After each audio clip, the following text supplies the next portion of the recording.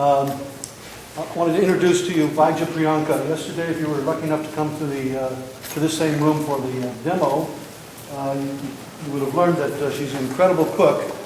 Well, today I think you're going to learn that she's also an incredible healer. That's really what she's known for around the world. She actually has practices around the world.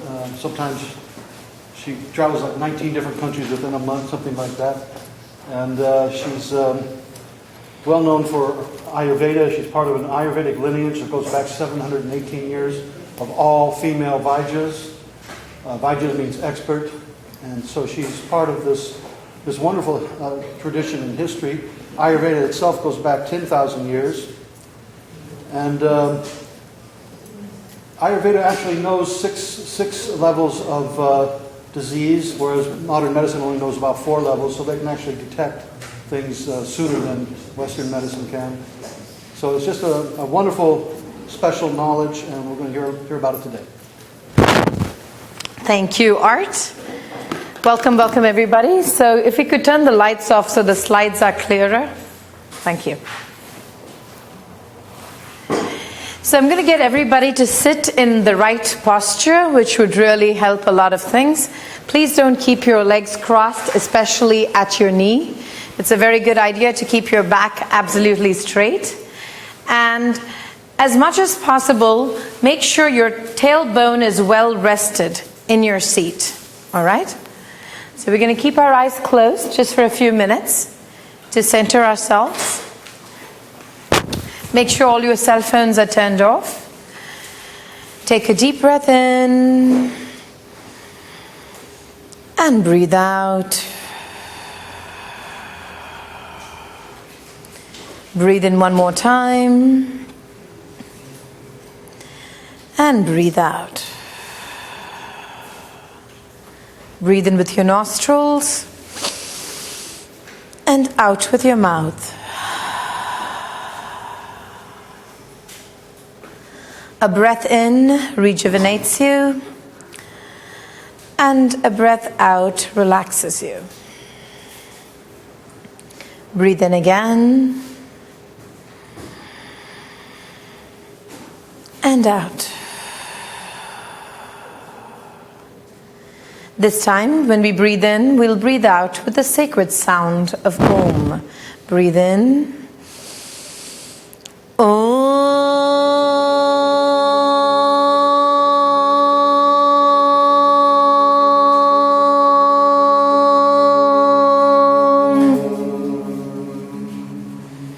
Breathe in. Om.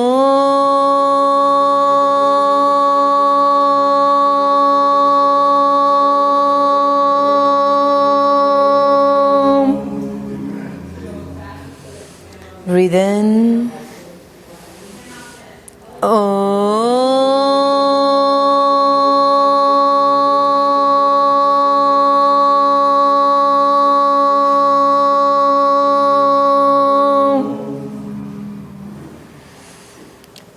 Take your attention to the center point of your body, right next to the physical heart, the region of your heart chakra. The heart chakra is called the anahata, and experience a very beautiful green light from across your body around the heart. Keeping your eyes gently closed, with the blessings of Lord Dhanvantari, the doctor of medicine, not just Ayurvedic,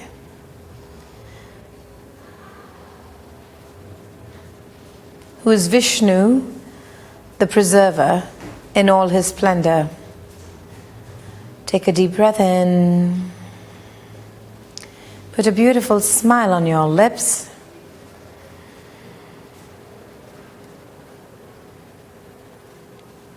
And slowly and gently open your eyes.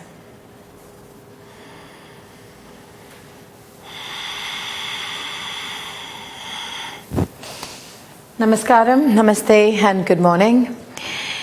It is such a pleasure to be at the World Vegetarian Day. It's been many years that I've been coming here now, and I actually don't know how many years, but I know it's over 3, that was for sure. But it is such a joy to share the knowledge of my lineage with you. Ayurveda, many of you might be very familiar with, but Ayurvedic vegan living, perhaps not. And the reason I say this is because it has been told to you, or you perhaps have read in books, that Ayurveda absolutely needs to have milk or dairy products or the use of clarified butter or ghee in order to make sure that your wellness is there completely. And I'm going to tell you a long story from a very, very rich lineage, almost a heritage, that statement is completely untrue. This is Lord Dhanvantri. We pray to him because he has all the 4 aspects that is required of Ayurvedic medicine to be present as we heal. In the little pot he has on his left is amritam, or nectar. And of course there's some medicinal herbs on the left side. On the right he has the Vedas, and then he has the conch to create the sound as well as the vibration. The name of our practices is called Om Ayurveda. I don't know how this is working, guys. Can you? Okay. Great. So the name of our practice is called Om Ayurveda. We have a practice here in the Bay Area as well. We have different clinics. We have a retreat center, skincare clinic, a clinic that works with autoimmune disorders and cancer, and soon we will be opening a new meditation center. So Om Ayurveda to us is almost like the beating of our heart. It is not a business, we don't advertise, and we don't even have a website. And it's a lineage medical practice. It's against our belief system to make the entire knowledge minuscule. The whole idea is that you come into the knowledge and we welcome you into our family. That's the way we work with it. And Om Ayurveda, AUM, it's Ayurveda as the universal system of medicine. And Om, as all of you know, is also the primordial sound, the root sound of even Amen. Okay, I apologize for my craziness with this thing. I'm just learning to use it. Okay, so this is where I come from. This is what the backyard of where I come from looks like. And we wake up in the morning, this is what we look at. These are the backwaters that I learned how to swim in. And those are the coconut trees that I learned to climb as a young child. Many people were confused what my gender was because I behaved most like the boys that I knew at that time. And I realized that there was a reason why I learned to climb trees. It's because I really got in touch with where we really came from, you know, the monkey part of it. Of course, I wasn't born meditating. I learned how to meditate, and I learned to sometimes just be quiet and imbibe the beauty of meditation. So of course, just like with my monkey habits of climbing trees, I also had a monkey mind. And this monkey mind, as we progress through the lecture, we will understand, has learned to understand and comprehend very slight aspects of life, which can be altered in a very specific way in order to give lasting results. So it's an easy trick. So I hope all of you have pens and papers, or you can type fast. So great. This is what my topic is today. Boosting your immunity with the wisdom of Ayurveda. Now, like I mentioned earlier on, the Ayurveda that I'm going to be presenting is a vegan, no-joke Ayurveda. And it's not an Ayurvedic system that I created. Even though my family is almost 718 years old, the science of up to when we were able to trace where our ancestors gave up eating dairy products is about in the ballpark of about 465 plus years. So it always made my mind think, if we were going to have 4 generations for every 100 years, doing very simple math, I had close to 18 generations of my family that has completely abstained from having any type of dairy products.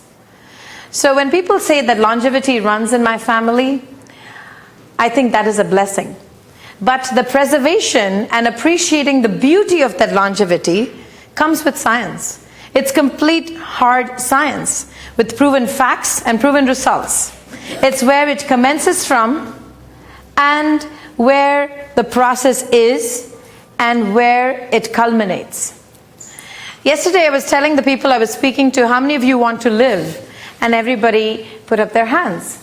And then I said, how many of you want to live well? They sniggered at me and put up their hands again. Then I said, how many of you want to live well and long and be healthy? Then everybody put up their hands. Then when I asked the question again, how many of you want to live well? Nobody put up their hands. The truth is, we all just don't want to live long. We want our minds and our bodies and our soul to be present every second of our time on this beautiful planet. So that's what I'm going to talk about. The first point is to choose intelligent, easy to digest foods. It doesn't mean you make everything to the consistency of baby food. It's absolutely ridiculous, which means your jaws would not really chew. What really creates definition and good looks on a person's face, which can be preserved throughout their time on the planet, is the way that we speak, the way that we keep silent, and the way that we chew. Doesn't that make sense? Right? It's the way that we keep silent, I said. What I really mean by saying the way that I keep silent is perhaps when you go to sleep. Many people who have too much stress in their body will probably get TMJ. So they have a tendency to clench. So the lower mandibular area goes.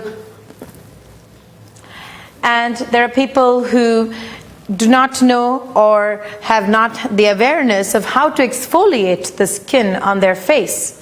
So they exfoliate in a haphazard manner, and in about 20 years of doing that, complete abrasion without the proper guidance, and they get wrinkles in different places. Of course, then we have the smoker's face. So the jaw is a very important part of your longevity. And what you do with your jaw is of very big importance. And the thing is, we never think about the fact as, oh my God, my jaw. I mean, how bad can that be? Many people who yell often get lines on their face. Why? It's because of the way in which this angle functions. Now, many people who have to eat a lot of meat, the chances are they get thyroid conditions. Because your body does not really need all that much animal protein. In fact, it needs no animal protein. My great-grandmother lived to be 108 years old. And even at 108, she died the day after her birthday. I always like to say she didn't die, she really decided to leave because she was not tired. A 108-year-old woman she was not even 5 feet tall, by the way. She was 4'10" negligible, but she liked to tell everybody, I'm almost 5. But she really wasn't. And the truth is, she had no dwindling of energy. She did not have osteoporosis. She had no diabetic medication. And I thought, okay, maybe it's just her because she's had all these intense esoteric behavior going on for a long time. So, I was the worst non-believer in my family because very soon in my life I left India to study abroad and then went back to study in my lineage, and I thought, oh my God, I'm born into this cuckoo family. But then I realized that this cuckoo family actually makes some sense. They're really, really talking about things that they have experienced. They were not sitting there and telling you to do something while they did something else. They were very real, very concrete, and very no-nonsense type of people. And I loved the pizzazz that each of these women possessed, that I thought, maybe I'll smell and go and dwell a little deeper into this concept. So, the first point that I wanted to really make you guys understand is about organic vegetables. There is a lot of dispute going on. What is really organic? Does USDA organic means it is really organic? And even if it's organic, does it really mean the quality of the soil is organic? what does organic really mean? The truth is, most of us cannot really grow our own fruits and vegetables. To some extent, there has to be belief. And please adhere to the dirty dozen concept. There are some fruits and vegetables which do come under the dirty dozen concept. So please don't eat those fruits and vegetables that come under the dirty dozen. All that information is available on Google, so we'll progress faster. Some lists say peaches and strawberries and apples. The others say apples, strawberries, and peaches. If it's there in the dirty dozen, just make sure you buy those organic. The next is organic fruits. Now, I just want to make a little quick thing about fruits. Make sure that every day in your meal, your plate has at least half vegetables. Half of them vegetables, not 1/3, half vegetables. And out of that half, 1/4 should be cooked and 1/4 should be very, very uncooked, like raw. Not even steaming and blanching it or anything. It's just uncooked raw foods, right? The other half of your plate, 1/4 of it needs to be a good quality whole grain carbohydrate or protein. And it should be whole. It should not be a refined product. The other 1/4 needs to be fruit that you start your meal with. You should never finish your meal with fruit, because fruit digests much quicker than the other food. So you want to make sure that fruit is had right in the beginning of your meal. You give it about 10-15 minutes to settle and then eat your real meal. Even vegetable protein should be part only of that 1/4 carbohydrate that you have on your plate. So let's say a sample meal would be steamed kale with an almond dressing, some raw cucumber salad with carrots, with brown rice and a cooked tur dal, like what we had yesterday with the fenugreek, and a fruit or a cut-up fruit.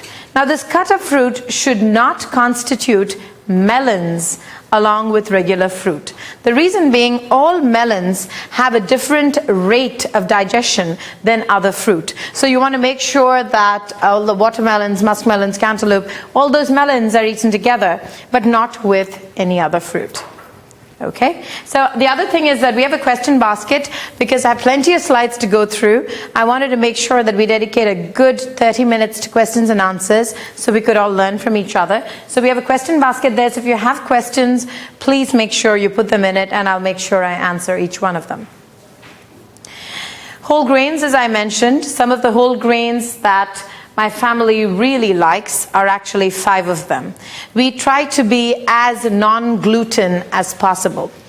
In my family's knowledge, as the scriptures were written down, we believed that most people were gluten intolerant. I realized in the last several years of my practice that that in fact is a very true statement. And it was in my great-great-grandmother's writing journals that she mentioned this. She says, I had been to Europe, and they used to travel a lot, but it took more than a month and a half back in the day to be on a ship. Many a time they went all the way to Africa and then went to Europe.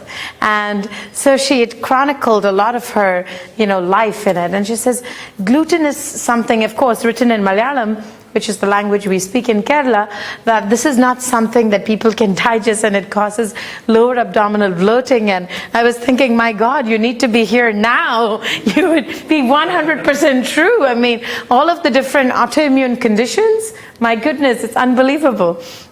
And she had explained very clearly the type of symptoms that are the modern day celiac disease or the irritable bowel syndrome, right? And I was like baffled. I said, my goodness.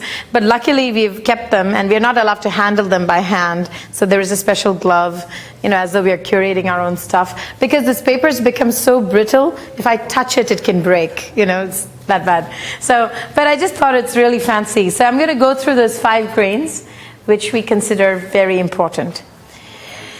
Number 1 is brown rice. Number 2 is quinoa. Number 3 is amaranth. Number 4 is teff, T-E-F-F. And any guesses for number 5? Very good. Millet is number 5. Now, the millet that we prefer is not the regular yellow millet, but the red millet. It's called ragi, or in Tamil it's called kervaragu. That's a tongue twister for most of you. Just say red millet. You can find red millet in multiple sources online, which are USDA organic. Please make sure you buy an organic version of millet. Quinoa, we believed that the order in which it should be consumed is red, cream, and then black. So that's a very important piece of information. Everybody says, it's more colorful, must be good for me. So the brown rice that we really prefer is the organic short grain brown rice with a handful of forbidden rice or black rice in the mix. The other alternative to brown rice is the Himalayan red rice or the Bhutanese red rice. There is a company called Lotus Foods. Their red rice is extremely good. It's almost as close to the rice that I ate when I was a child. And more than anything else, all of these grains need to be soaked overnight. Please soak them for a minimum period of 8 hours. And the reason being, all of these grains have phytic acid or phytic acid, depending upon which side of the pond you are. And this phytic acid or phytic acid has the ability to demineralize your body. So even though you're eating all of this wonderful fiber, if you are indeed demineralizing your body, there is really no point. Everybody eats a multivitamin. Not many people eat a multimineral, right? So it's very important, all the minerals that you're assimilating from the nutrition of these delightful foods are retained in your body. So make sure you soak them. All right. I'm going to talk about beans. These beans are also actually part of that carbohydrate portion of your plate every day. So 5 beans are the beans we call magical. All of those 5 beans don't really feature on the slide. I wanted to make it colorful. I actually took my lens into the jar where I store my beans to take this picture. And so anyways, the beans that we really prefer by order of nutrient content, which is good for your body for longevity. Number 1 on the list is adzuki beans.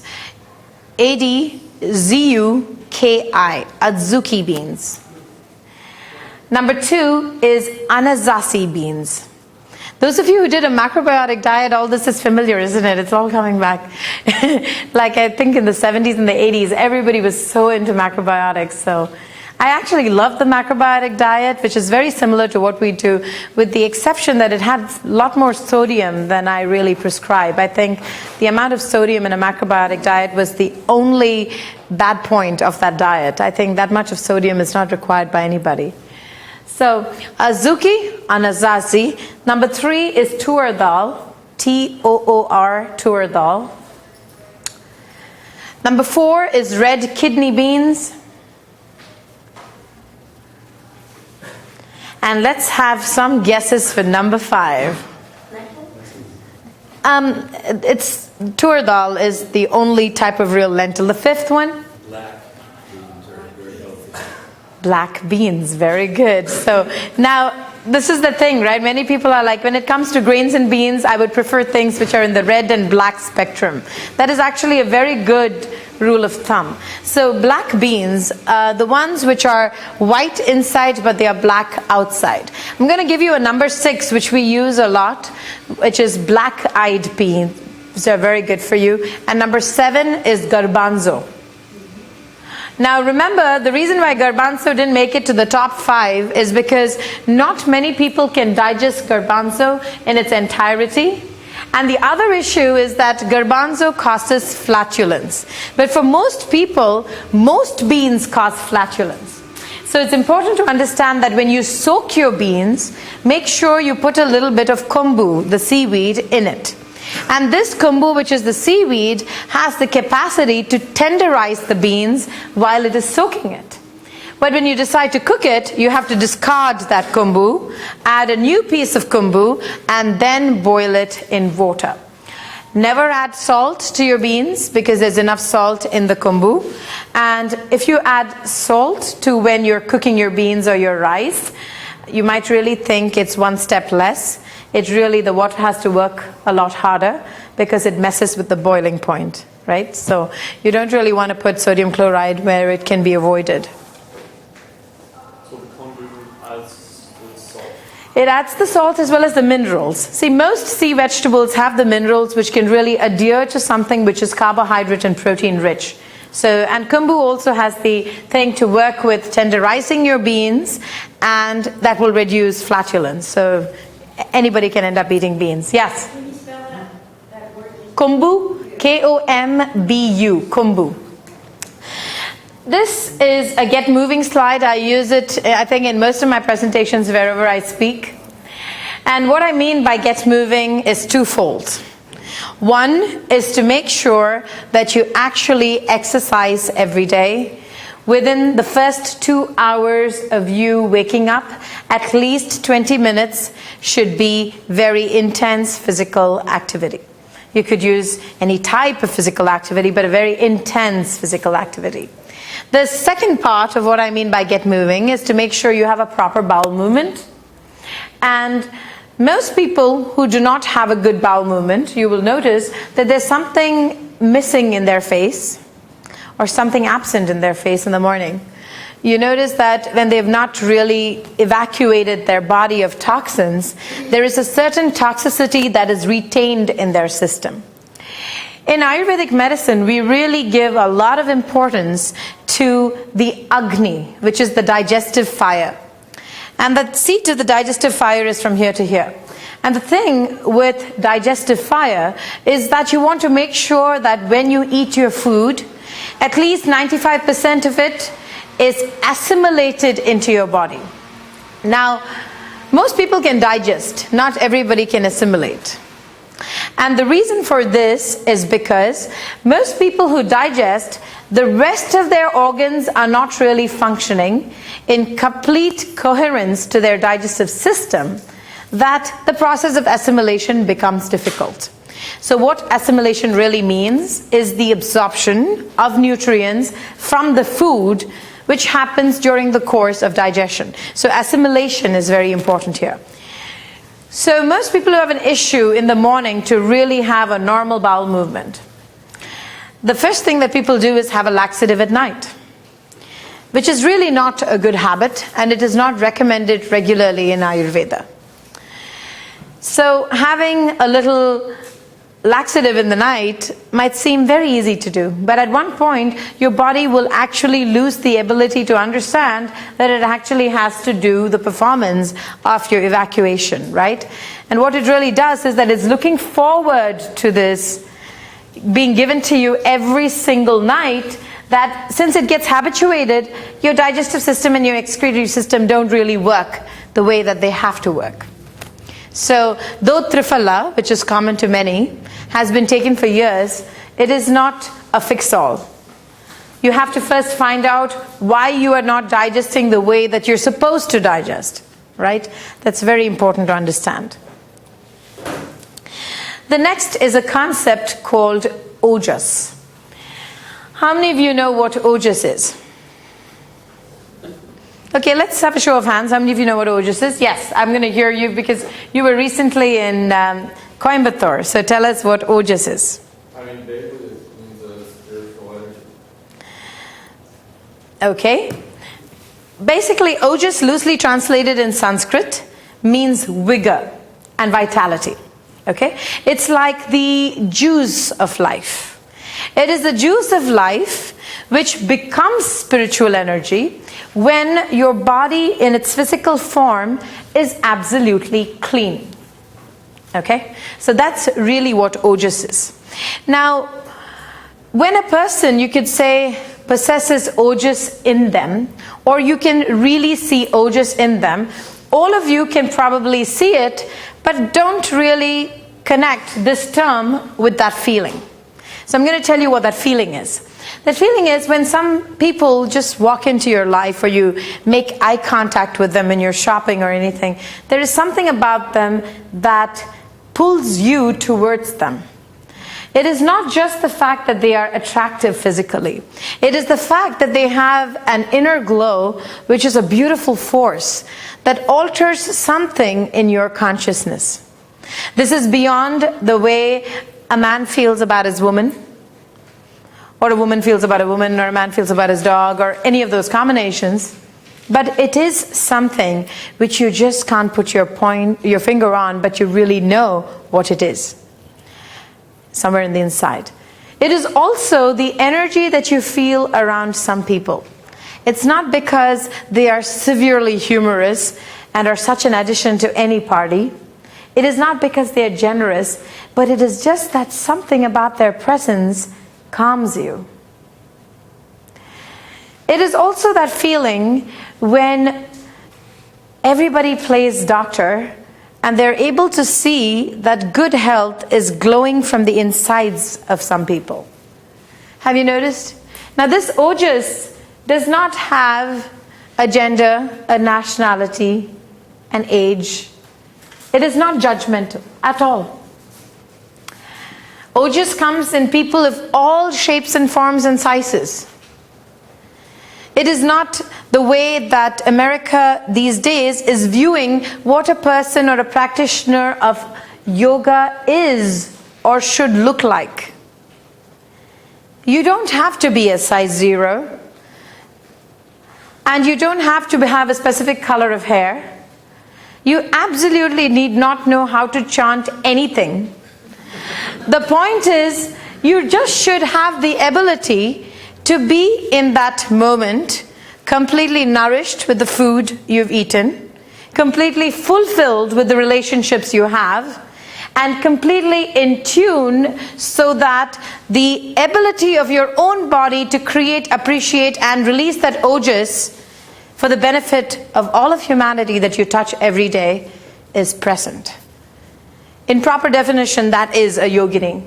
And I know a lady who comes to my yoga class. She's about 283 pounds. She can do a better any pose than most people I know. The point is, we are such a visually driven society that we think that if something doesn't look a certain way, it is wrong. And unfortunately, that thought is wrong. What you really need to believe is that health, when you really look, when people say, oh, you have to be a certain weight. So we were just going through, around September, we go through all the results of the people we've seen in our practices all over. So the average age of a person with a heart attack, guess what was the average age of a person with a heart attack who came to seek medical attention? Take a wild guess, this year. 48. Nope. Nope. Prasad, you want to tell us? 35. 29. It was 29. 29, okay? And most of these 29-year-olds were not overweight. Most of these 29-year-olds didn't have a family history. Most of these 29-year-olds, in the ballpark of 29, there was one guy who was 32, 33. He had no visual cardiovascular markers. But he had so many silent killers inside him. He was in a very unhappy marriage, was in the process of a divorce. He was 32 years old. He had pustules in his chest, which of course he covered with a shirt nobody could see. He had issues with triglycerides, had sleep apnea, but he didn't have a big stomach. He is the type of patient that makes doctors into true professionals. It confuses the living daylights out of you. And those are the type of people we find it as a privilege to heal, but at the same time, we are confused to make a diagnosis. We are human too. But then he came over and he said, there's something wrong with me. I didn't want to go to the regular system. So since you know both types of medicine, I came to see you. So I felt his pulse and I said, we need to rush you into the hospital right now. And he looked at me and he said, come on, Vaidya ji, don't joke. I said, now. And I'm very serious. And since I do have, a history of joking about silly things, not about someone's life, we rushed him. We put him into the hospital, the one which is in Mountain View, quite a famous one, and he had stents put in that afternoon. 32 years old, 0 markers. His cardiologist later called me and said, I can't imagine, Dr. Vaidya, that you actually sent us a patient.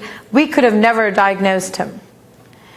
And I said, well, you cannot diagnose him because a lot of the parameters we look at vis-a-vis a cardiovascular condition was absent in this individual.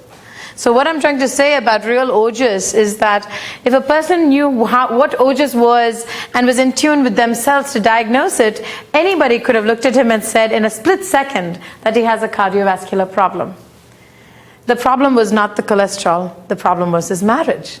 But if anybody were to hear, maybe these days it's okay, but about 15, 20 years ago when I used to say these things to colleagues of mine in some of the very prevalent universities in the United States, they used to look at me as though a mad dog bit me. Now the same people are seeking my counsel. So I'm glad that the universe is developing and we're going back to where we came from. Soon I'll be in one of those coconut trees climbing. It'll be great. So that's pretty much ojas. I wanted to talk a little bit about amma. The reason I explained it is because people will think, what is she doing talking about the American Medical Association? But it is similar. It's a very toxic association. That's exactly what amma is. So what amma is that it's undigested food and emotions that turns into amma, which is a toxic, sticky, cloudy, smelly substance that can spread from the gastrointestinal tract to other parts of the body. Amma, or improper digestion, is responsible for 90% of all diseases. The truth is it's responsible for 97%. I just thought it'll be too much of a fact to be thrown at someone's face. So I just thought 90% seems very conservative. 9 is a good number. So let me tell you what amma is. Yesterday I told people there are 5 rules of what you should do with your association with food. Those of you who were present yesterday, let's go over those 5 of them. The first is never cook when you're upset. The second is never eat when you're upset. The third is make sure you cook in a clean environment. Number 4, make sure that your food contains a lot of the color from everywhere in the rainbow. And what was the 5th point? Come on, Art, tell us. Don't snack while you cook. Don't snack while you cook. While eating while you're cooking. Yeah, that's a very cute observation, but that's not the number 5. What was number 5? Cook in a clean kitchen. I said cook in clean kitchen. That was number 5 on my list. So what does anybody think of the 5th thing is always eat with company. Eat with a loved one. Don't eat with somebody who gets on your nerves, See, some people say, oh, I can't help it. All the people I'm associated with get on my nerves. And I had recently at one of my retreats, I was teaching in France, right? And the whole retreat is in French. I speak French way better than English. So I was thinking, oh, this is great. Some of these words I don't even know in French, but I'm going to have to say this. So I brought it up and I just said it in Sanskrit, but I put a la in front of it. So when I was talking about amma, and then amma is amma in French, but then I said, I want to say something. So I went lama. And then one of these girls comes into the thing and she says, I didn't realize there was a Buddhism part of this retreat. And then she thought it was Lama, like the Dalai Lama. Then I said, no. And then she says, I have to talk to you. And I said, what is it? Scottish lass. And she said, I cannot adhere to this principle of eating only with people I love. Most people in my life I can't stand. And I said, great. And I said, maybe we should try getting you, hooked on to somebody that you actually might like. So I got her connected with someone completely outside my forte. I made an ad for her that night on the internet, like a personal ad. I cannot imagine I came up with that. So I had a really nice, enticing personal ad. And then she said, you know what, you know me really well, and it's such an honest ad. It talks about all of her madness in grave detail. And then she had about 12 responses the next day. Then she says, there are lots of crazy people who want to know more crazy people. I said, that's the type of guy you absolutely need. Guess what? She's been seeing this guy for the last 4.5 months. It's going so well.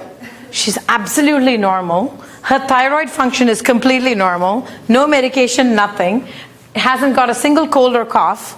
So I texted her the other day.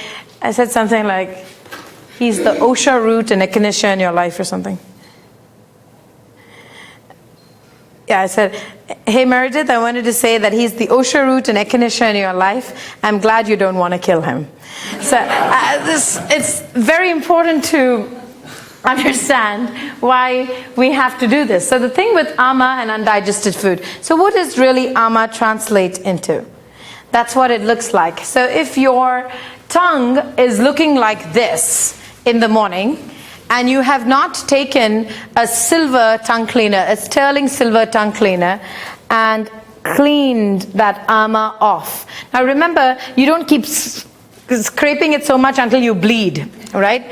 That is something I tell people don't do. You have to do it maybe 2 or 3 times the first day, and then you'll notice that the level of amma keeps reducing. Can you imagine that this amma, which is a coating in the surface of your tongue, if in case you don't remove it every day with a tongue cleaner. The reason why I say a sterling tongue cleaner is because silver is a natural antibacterial and a natural antimicrobial. And the good thing about silver is that it completely cleans every little aspect of the crooks and crannies of your tongue. Your tongue has little hairy things called cilia, it's things you can't see. So the question I often get are, can I use a toothbrush on my tongue? The truth is, no.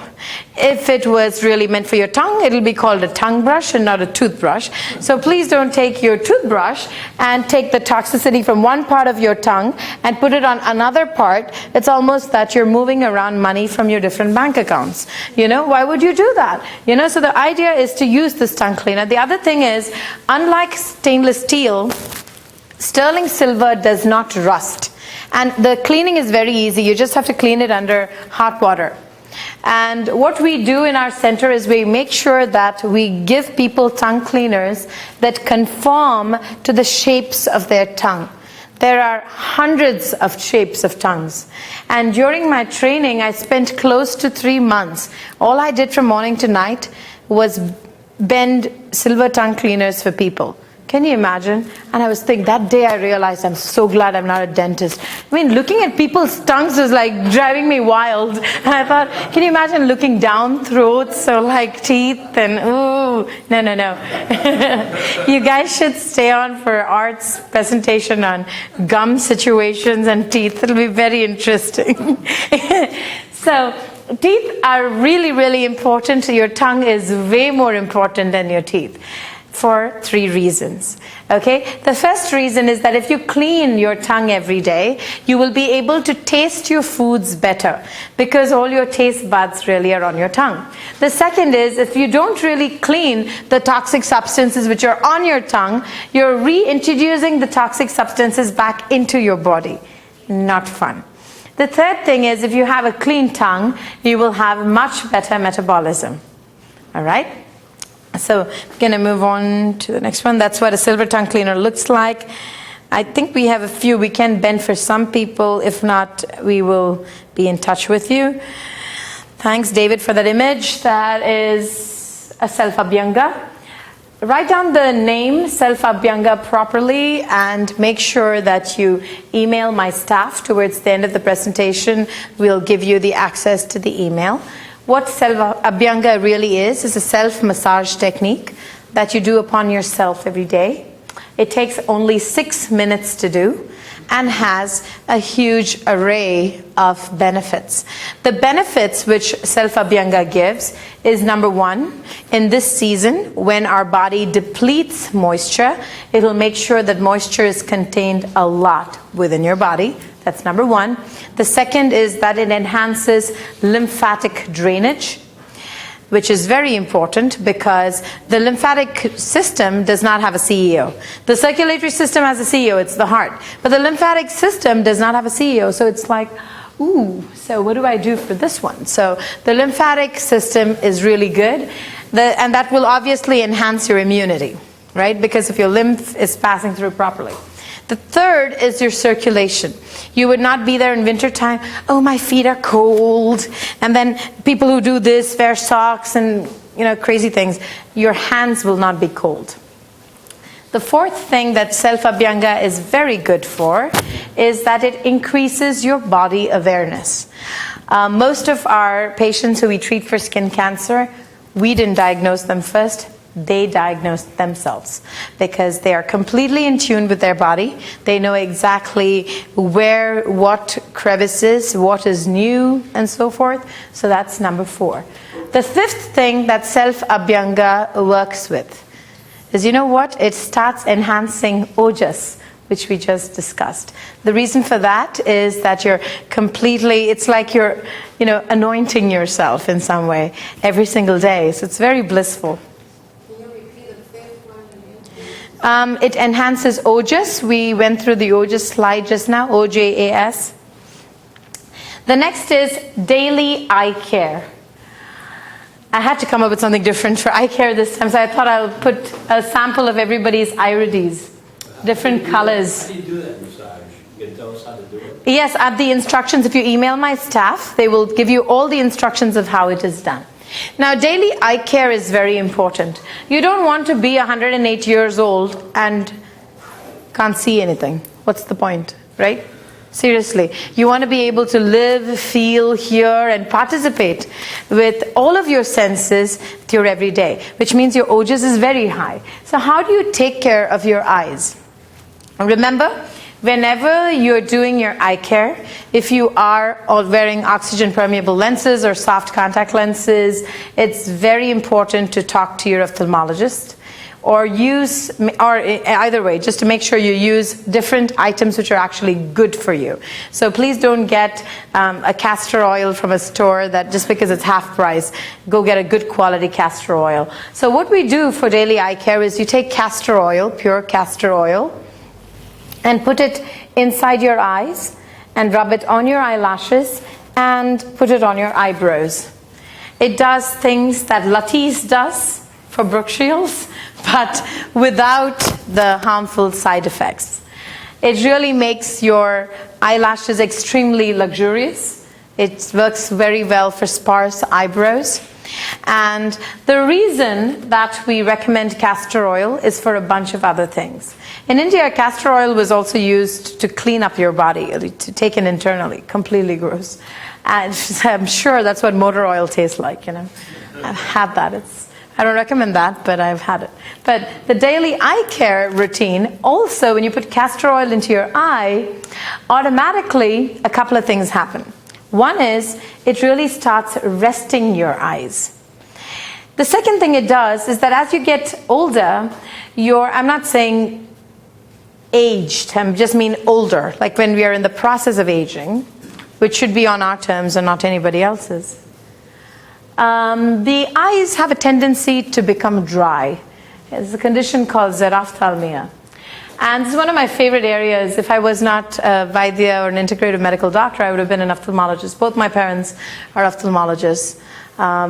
They are much older, and they both don't wear glasses of any kind. I can understand my mom, very good genes, but my dad, what's his excuse? And the thing, though, is that it really works well from a vanity perspective also, right? There's a reason why we have eyelashes. It keeps the foreign bodies away from your body. It has worked with one of my patients who had alopecia areata and another patient who had alopecia totalis. So all of your hair keeps coming out, but with this castor oil, his eyelashes started growing. So soon he says, can I just rub it on my scalp? And I said, not yet, but he did it anyway. So it didn't grow properly, so he was so bummed. So he decided to rub some on his face, and his beard started sprouting. So he says, this is really weird. I said, you have different type of follicles on your scalp and your face. He's like, bummer. That's why I'm a software engineer, not a doctor. But his self-diagnosis was very cute. So the thing with eyes, right, one is the dry eye thing. The second thing is it's one of the two small orifices in your eyes, which is in your body, which expels heat very well, right? So when you go to sleep at night, where you get the eye boogers, the lacrimal gland right here, right? It's a result of all the heat leaving your body. So this castor oil enhances that process. And the third thing with castor oil is that you'll notice the white areas of your eyes are brighter, and you're actually able to see better over a period of time. So it's a really good practice. Then what I do in the morning is that I get really clear rose water. I normally buy mine from Middle Eastern stores. I don't get the perfumed kind or the kind which is pink in color, because I know that rose water, is not pink in color. So the other thing is you could take rose petals from an organic rose, make your own rose water by boiling it in water, allowing it to come to room temperature, and keeping them in a glass bottle, refrigerated. Make sure you take some in an eye cup. You get eye cups which are made out of glass. A CVS pharmacy should have it. And put some of the rose water and introduce your eyes into it, blink into it, and then leave it on the side. You'll notice with this practice that your eyes get absolutely clear. That's another visual way of looking and finding ojas in another person, of course, more in yourself. You mentioned about castor oil being high quality versus not. How do you know one versus the other? Actually, most castor oil that you get from England will be very, very high quality, because they really have very strict adherences to the process of getting castor oil. And there are many castor oil companies which are based out of Middlesex for some odd reason. So if you really Google castor oil Middlesex, the UK, and a lot of the Indian stores carry the castor oil only from that particular thing, and I don't know why, but I think it's probably because it's better quality. And you'll notice it, you can actually smell it, and it does turn rancid. Usually that doesn't happen with Whole Foods, but it's happened a couple of times to me. And when it turns rancid within a couple of days, I immediately take it back, because you don't want anything which is even slightly rancid near your eyes. It's very important. So this is a process called Marma. Very different from massage. People come and ask me all the time, is it Marma massage? No, it's not. So what Marma is to Ayurveda is similar to what acupressure and acupuncture is to traditional Chinese medicine. So in traditional Chinese medicine, there are 365 meridian points, but in Ayurveda, the main points are about 107, with the 108th being the mind, but we do work with extra Marma points as well. We do all different kinds of marma in our practices, and marma is a combination of yantra, mantra, and tantra. And yantra, which is the totem that is used, we use healing stones like jade and rose quartz and copper and silver in the process. We use different mantras, but these mantras are specifically for different organs in the body. So if this is the back of a person, if you're just working on these points, there is a certain shabda or sound that comes out of the person who is doing the process, which works very seamlessly with these points. And tantra is the technique that is employed. It is not really the correlation which Rudy and Sting made famous. That's not the only tantra in the world. Tantra is really magic, or the technique and the magic that's present. We recommend a lot of lymphatic drainage marma, because most people, we've noticed, they might be exercising, but they're really not draining their lymph properly. And if you don't drain your lymph properly, your cells are going to be in certain areas in your body completely predisposed to having issues. So you don't want that. The next is medicinal spices. When I was here early in the morning, people asked me, I hope you brought more. I did not actually bring a few of them. I didn't bring cardamom because we are getting to the chilly part of the year, and cardamom is a cooling spice. It makes no sense to have a cooling spice in the winter. But I did bring some others, so you can meet us there and we'll talk to you about it. Each of these medicinal spices in previous years, I think the one last year or year before, I spoke about spices in absolute great detail. So make sure that you catch up with that video. I think it's available online. This is a very, very important thing to do to make sure you have your food on time. What are those spices? Can you name them? Okay, I'll tell you the spices though, which you can, look into and have them in your kitchen. One is turmeric. The second is black pepper powder. The third is cinnamon. The fourth is ginger or ginger powder. These are all for this season, going up to things that keep you warm. The fifth is tridoshik churna, which is a churna or a spice mix that is to make sure all of your different doshas, vata, pitta and kapha, are completely balanced. We used that a lot in our cooking demonstration yesterday, and people really like that a lot. Hopefully we have enough, but if not, we'll give you our contact info and we can connect with you. So tridoshik churna, which is TRIDOSHIC, and the last thing is churna, CHURNA. Now, the other is to make sure you have food on time. Now, what I really mean by having food on time is to make sure that you respect your body the way you need food. There is no golden rule that everybody needs 3 meals a day. That is not true at all, actually. The truth is, most people need at least 2 meals a day, and some people can survive on 1 meal a day. But if you were to have 3 meals a day, your breakfast, you want to be as close to 8 o'clock in the morning as possible, 8 a.m. Your lunch, very close to 12 noon. And dinner before 7 p.m. There are some rules here. Don't eat fruit after 4 o'clock in the evening, which will interfere with your digestion. The plate rule that I was mentioning, the place where the fresh fruit were for breakfast and lunch, you can substitute it with dried fruit for dinner. Why is it eaten before lunch? If you eat fruit after 4 o'clock, the fructose, which is the fruit sugar, actually stays in your body, and you don't really do too much activity after 4 p.m. usually. So it doesn't really have that much time to metabolize. Interesting. But dried fruit is even higher in fructose. Yes, but the good thing about dried fruit is that it will digest much faster in the evening. Wow. Yeah, it's just one of those cute little things. Yes? Would that activate your monkey mind while you sleep? Yes, it does. For most people, it depends upon if you're Vata, Pitta or Kapha.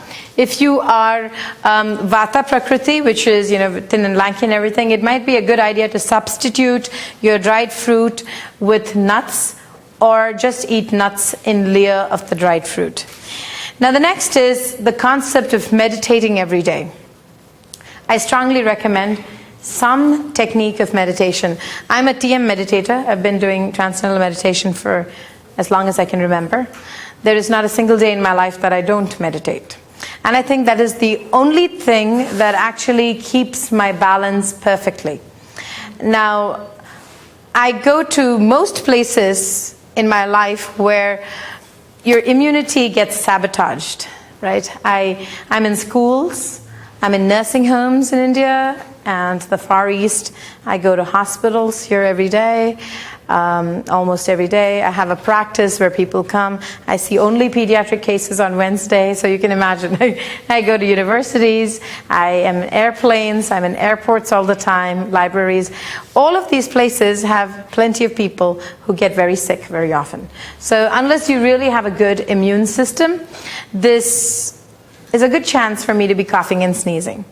So we live in a society where a person with a pimple cannot be selling you pimple medication, right? Because we're like, why can't you try it on yourself? You might not say it, but you're thinking it. Most definitely, we all do. And it's not inhuman, it's just pragmatic. Now the other thing though, is that sometimes there are people with no hair who want to sell you a shampoo. And you'll think twice about buying it, right? And that's the truth. Now, when you talk about ojas, the concept of meditating every day, what you're really doing is just like you relax your stomach in between meals, you're relaxing your mind at least once or twice a day so that it is prepared for the rest of the day.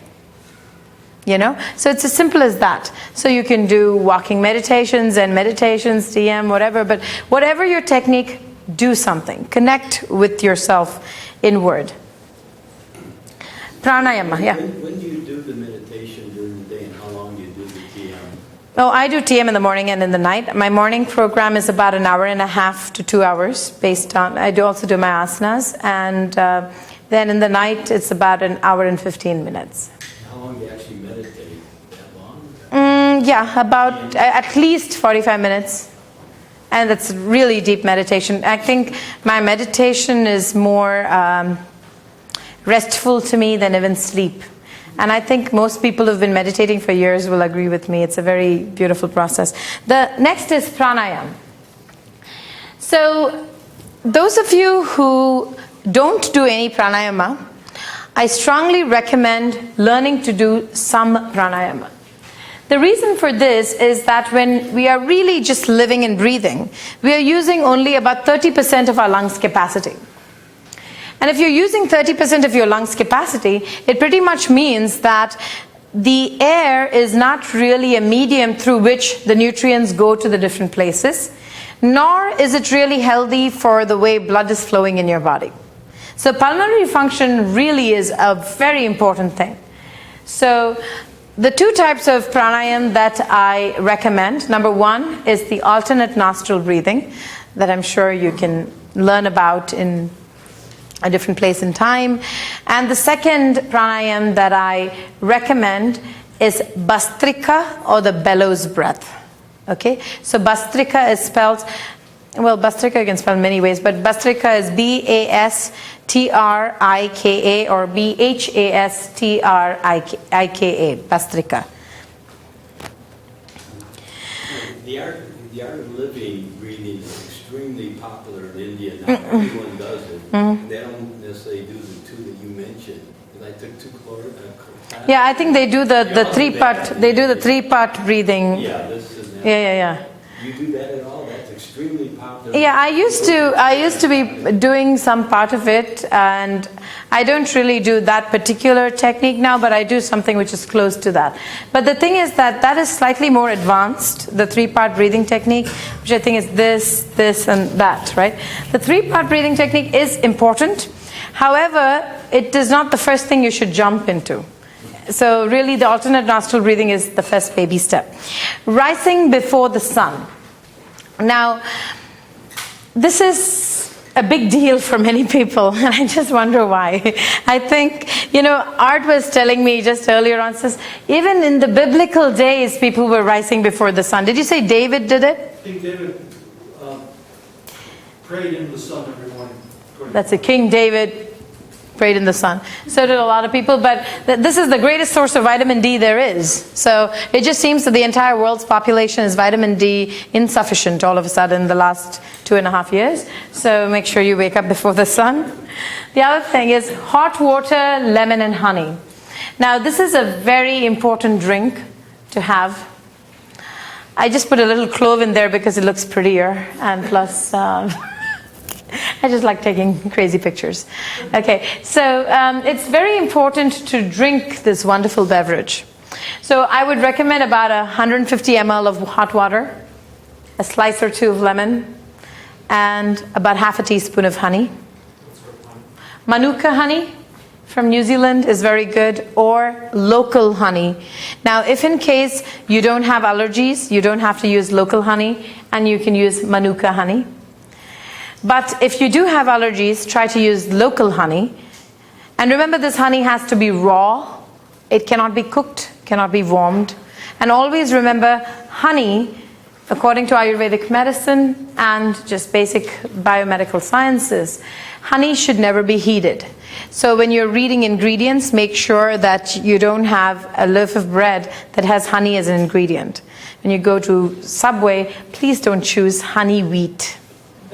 Don't eat honey bunches of oats. Don't do these things which honey. So it's okay that the honey is in hot water? The honey is in hot water is different. You're not heating the honey. You're introducing the honey into hot water. So that doesn't change its state. No. Anything which has been done for more than 1,500 years is usually right. Anything that has been added on to our repertoire of complete lazy behavior is probably going to kill you. Credit cards, microwave, yeah, those type of things. What does heating of the honey do? I'm sorry? What does heating of the honey do? What the heating of the honey does is that it breaks it down in a certain way which is bioidentical to toxicity in the body. Next is water. I've spoken a lot about it over the years. It's a simple rule of thumb. Make sure you drink at least 3.5 liters of water a day. Your water should be as warm or room temperature as possible. Please don't drink ice cold water. We are all not lizards. If we were cold-blooded, ice cold water is fine. But since we are all warm-blooded, or at least strive to be, it's a good idea to have room temperature water. And now the other thing with water, please read up a beautiful book by Dr. Batman. Unfortunately, he's not with us on the planet anymore, but he was a dear friend of mine, and his work is remarkable. It's a book called Your Body's Many Cries for Water. It's called You're Not Sick, You're Thirsty. A completely phenomenal book, and I miss him greatly every time I see this slide. Environment. Isn't it better to have the green tea, the water? Green tea, 3 or 4 glasses. The problem with green tea... Now live a long time, and they credit that to their longevity. Okinawans live a long life because they have lots of leafy green vegetables, not because they drink green tea. But the good thing, though, with green tea is that, yes, it has polyphenols. It's good. But the problem with green tea is that it also has caffeine. So that is something which interferes with longevity.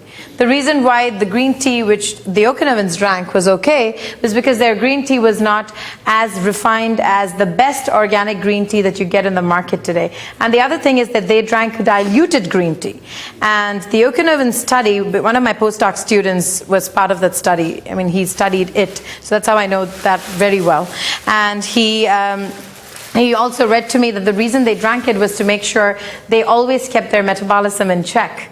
But they had such diluted green tea, it didn't really matter that they were drinking green tea because it was such an insignificant percentage of caffeine. Yet they were getting all the polyphenols in it, which served as the antioxidants.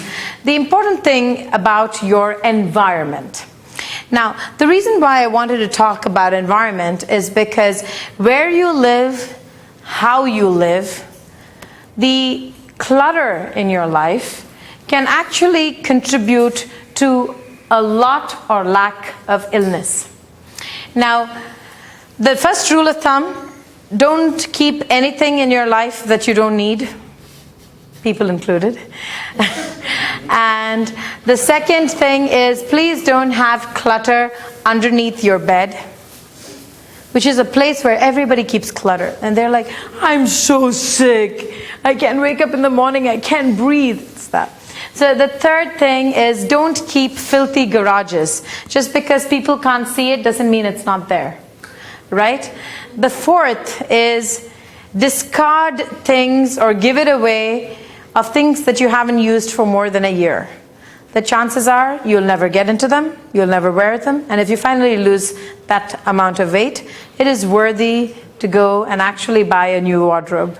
You're actually spending more money on real estate storing the stuff that you don't use. So that is a big insult to your environment. Shouldn't be doing that. The fifth thing is a very surprising fact, but it's a very important fact. It is the science of Vastu Shastra, which is really the predecessor to Feng Shui. And it talks about positions of certain things in your life. It's very similar to Feng Shui, where it talks about, the water corner, the wind corner. Now, people say that if you have the belief, it will work. The truth is, if you have the belief in anything, it will work. But the point is that in this case, the belief has been tested and it works. A good friend of mine, Michael, he practices Vastu Shastra. He's also a TM meditator. I think he teaches the art of living now in Seattle. But what he does is that he did the Vastu for companies like Microsoft and Boeing. And a lot of the companies that were trying to go under after he did the Vastu Shastra, the Feng Shui of that property, things just turned around. It was not just a coincidence, right? But you just had one VP or one CEO who believed in the science.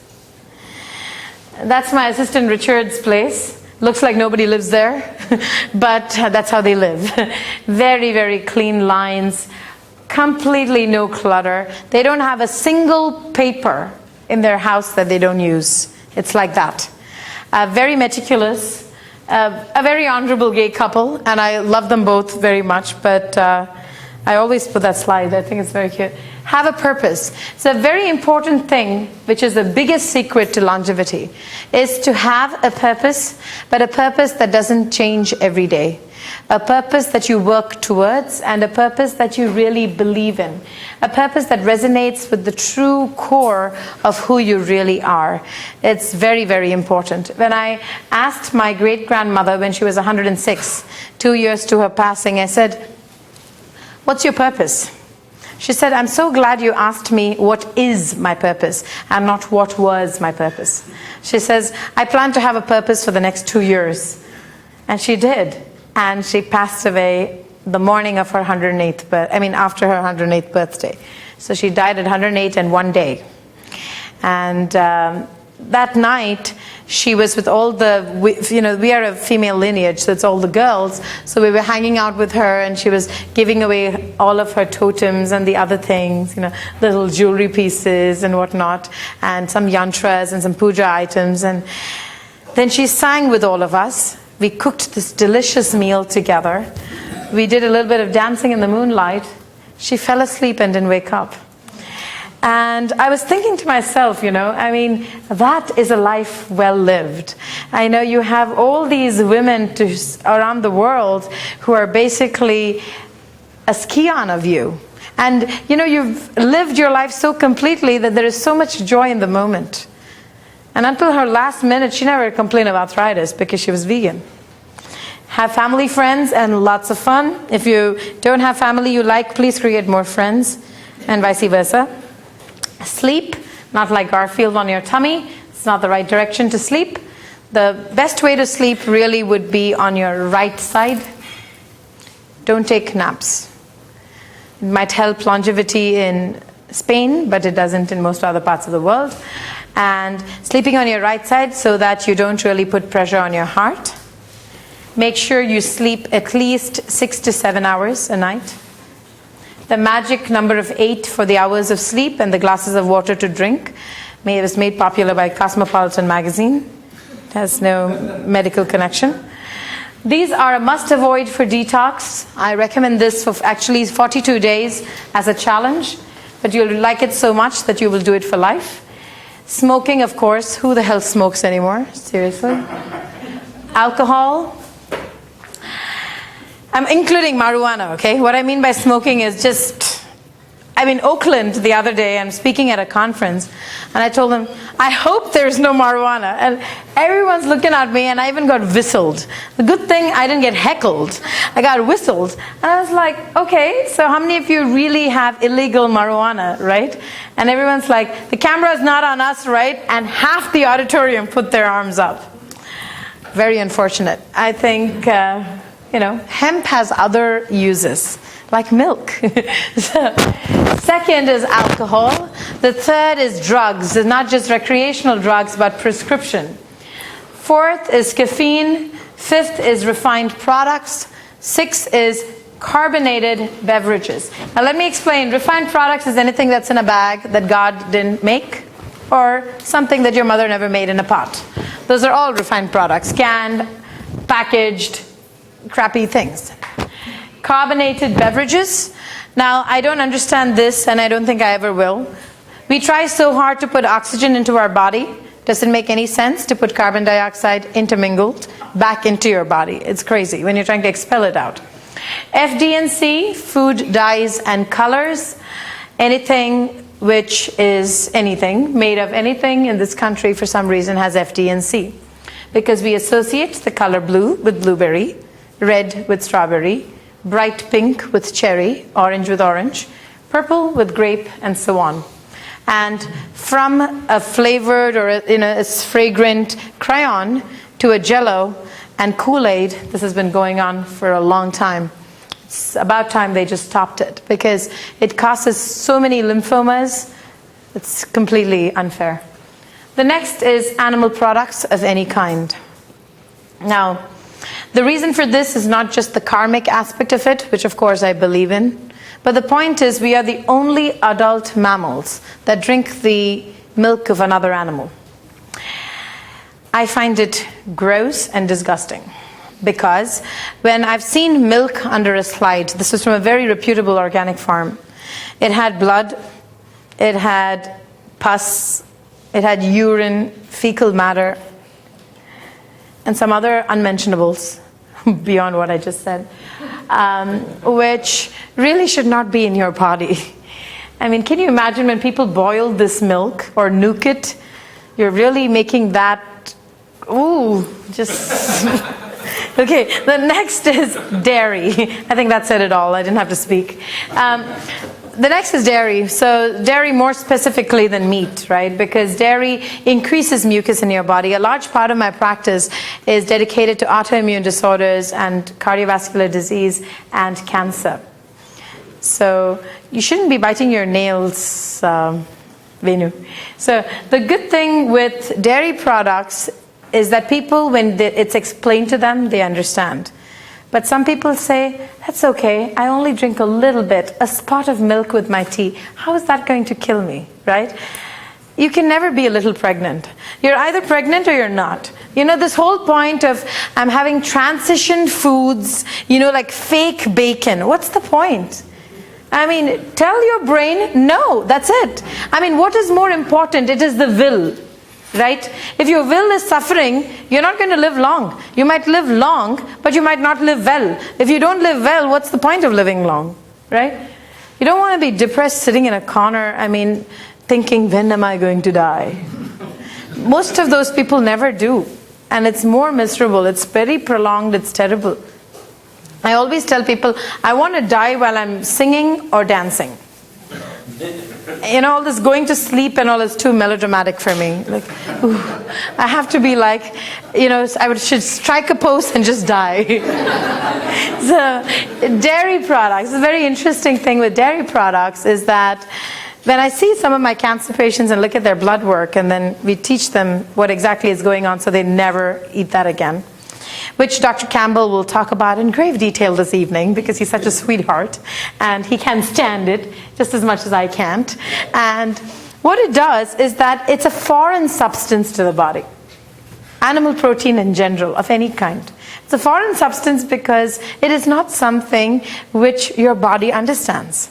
See, if you were walking on all fours every day, if you're walking on all fours and you had an alimentary canal which could support that type of carnivorous behavior, you'd be a carnivore. The point is, you don't have that type of an alimentary canal.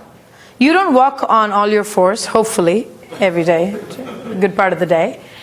And this is not meant for you. Coming back to those cells in that cancer slide, wherever there is dairy ingestion, mucus is created in the body. That's number one. When mucus is created in your body, it serves as a very fertile ground for cells to multiply in a haphazard manner. Cells that multiply in a haphazard manner are nothing but cancer. And this happens only because there is fueling. And that fuel comes from animal protein.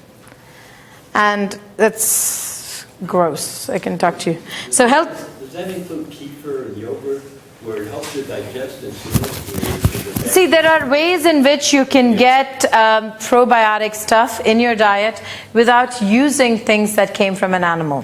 For example, if you go to a lot of the raw vegans, right, they come up with such beautiful alternatives which have baffled me many a time. And we actually did a complete comparison with nothing but, you know, we took some pickled vegetables, right? And we took a cup of yogurt.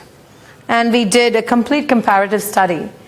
And the stuff that came out of the fermented vegetables was much higher in value to the available bacteria, which was bioidentical to what your body really needs in terms of good bacteria, which the yogurt mimicked for about 70%, but it also had all the side effects of the fact that it was yogurt.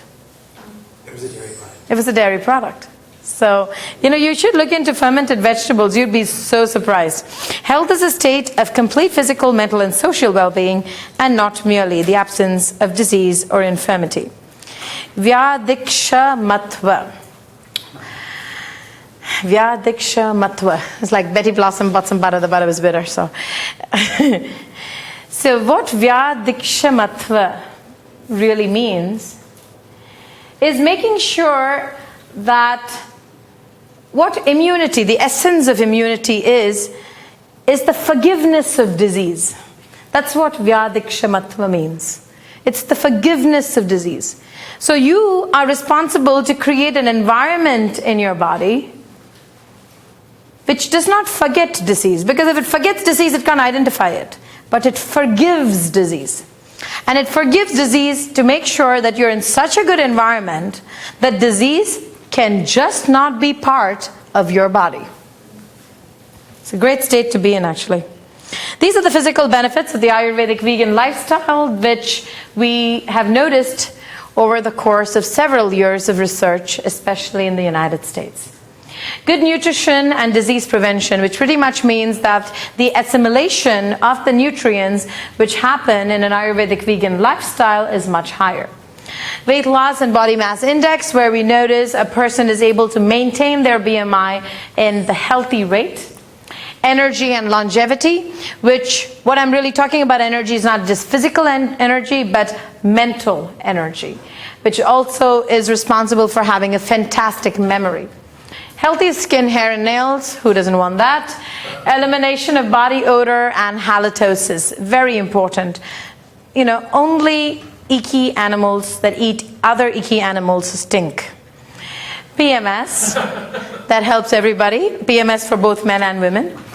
Migraines and allergies. So in our practice, when we put allergy patients on a complete Ayurvedic vegan lifestyle, we notice that they never sneeze again, and they're shocked. And we normally give them that advice sitting underneath our oak tree in the backyard, and they're very surprised. So life is not merely to be alive, but to be well. I want to talk briefly about nutritional supplements. If in case you're not seeing somebody who really offers you proper advice after assessing your health for nutritional supplements, it is time that you started doing so. Please don't get advice from somebody who works in Whole Foods, because he or she has just read more labels than you. Doesn't make them a professional. And please go to somebody who is board certified and does holistic medicine or does very good quality nutritional sciences or holistic medicine, or even a dietitian or a registered nurse with a background in holistic medicine. The reason being, sometimes just because you eat 6 very good supplements that look great on the label, the fact is they might not be doing anything on you. And the fact is that combination might be wrong for you. Recently, I met this gentleman, 83 years old, looking very good and everything, and he came with a sharp lower abdominal pain. He was very good physical health. No one could understand what was going on with him. Then I looked at him and I said, "You've been vegan and everything, but do you eat gelatin?" So he looked at me and said, "Yes." And I said, "Gelatin in what form?" And he says, "Not Jello, but gelatin for my capsules." And that's the reason why he had that, because when I checked his pulse, I could feel that he had gelatin in his system. And if the man's vegan, why is he having gelatin, right? But he didn't think of it as, a horrendous thing. But that was what was giving him a really sharp pain. So what I did is I kept to most of the supplements, changed a few things around, and got him vegan alternatives with non-gelatinous capsules. His pain left in 3 days, never to come back. Right? He's even running the marathon. Going to train for New York City now. 83 years old. Unbelievable.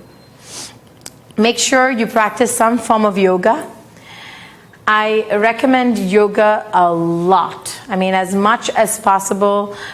Doing proper yoga is very important for your body. The asanas help tremendously. That is just because of Silicon Valley. In your mind's browser, clear your cache, now delete your history, now navigate to a blank web page. It's a geek meditation session. Does it matter when you do the yoga?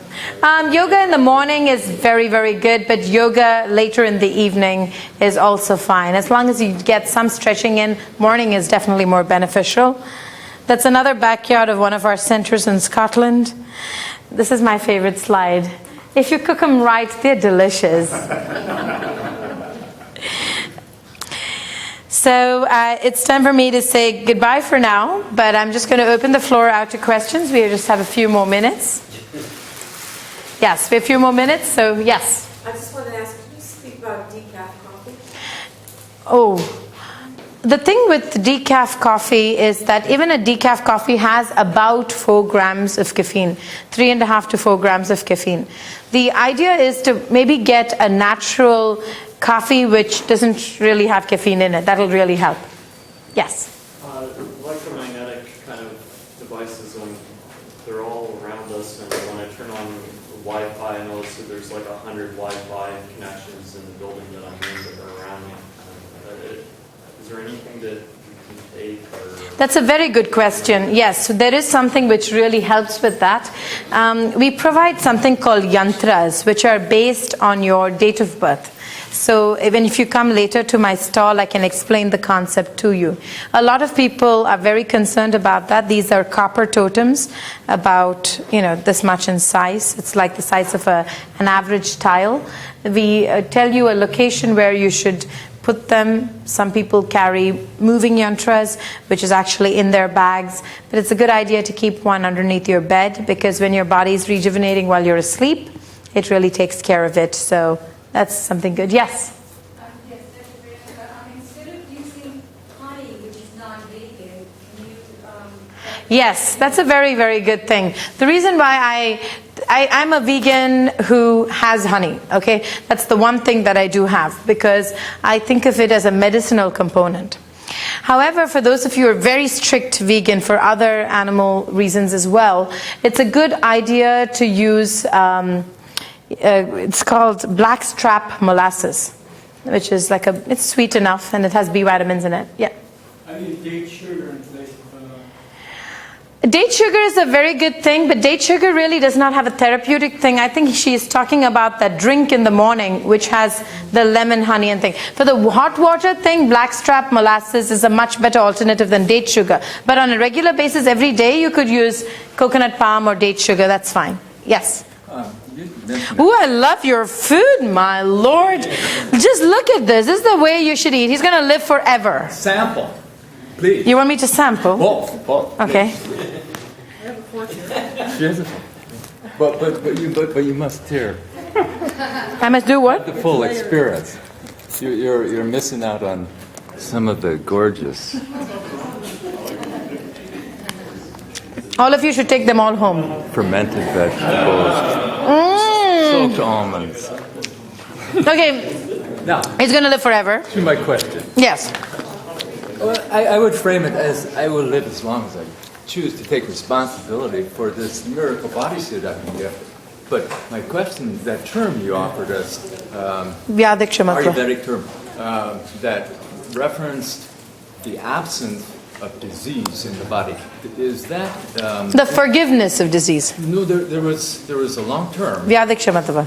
that was prior to that. Oh, okay. Yeah. And is that inferring then when you say the absence of disease, is that inferring, as it suggests, we have cancer cells in our body all the time? That's true. They just do not proliferate because the environment does not support proliferation of those cancer cells. So is that suggesting then the absence of disease is not that it's outside of us, but that we're not creating the environment to allow it to manifest, to proliferate, to overtake and consume it? That's a very good question, but that's actually very similar to what I was talking about, which is to make sure that the environment in your body is not conducive into harnessing and proliferating the cancer cells. So that's exactly what Vyadhikshamatva is. And disease in the context of dis-ease. That's true. Very nice. A very good job on that. Yeah. Thank you. You can come over to our thing because we're really running out of time here. So come over to the thing. I'll explain more in details to you. So thank you, everybody. It's such a pleasure. Where's your thing? Where do people go to? Where is it? What is it? Where's my practice? No, you said they can come and talk. We have a booth here. It says Om Ayurveda. Yeah. So you can come. So this is my email address and our phone number for those of you who want to be in touch with me. Such a pleasure being with all of you. Namaste.